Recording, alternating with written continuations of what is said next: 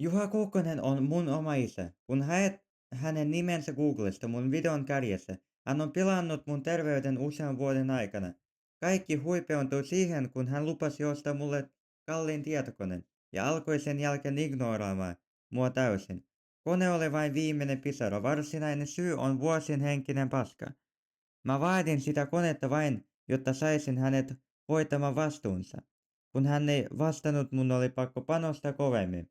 Tämä vuosien vääntäminen tuhosi mun terveyden lopullisesti. Mä oon 19-vuotias ja fyysisesti loppu hänen takiaan. Siksi vaadin nyt oikeudessa korvauksia pilatusta elämästä. Juha Kukkonen on vallankäyttäjä. Hän on keskusvaalilautakunnan varajäsenenä, vahtimassa vaalien rehellisyyttä.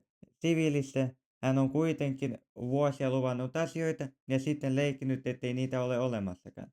Hän ei pysty olemaan suoraselkäinen edes omalle pojalleen.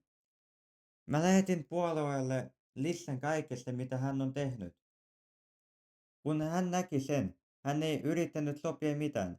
Hän alkoi heti uhkailla mua poliisilla. Kun ihminen, jonka pitäisi vahtia lakia, uhkailee omaa poikansa poliisilla peitäksellen tekojaan, se on väärinkäyttöä.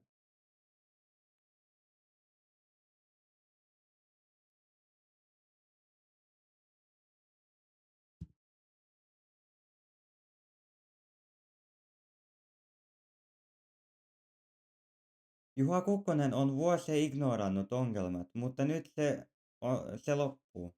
Totuus on Googlessa ja se pysyy siellä. Mä vaadin oikeutta loppuun asti.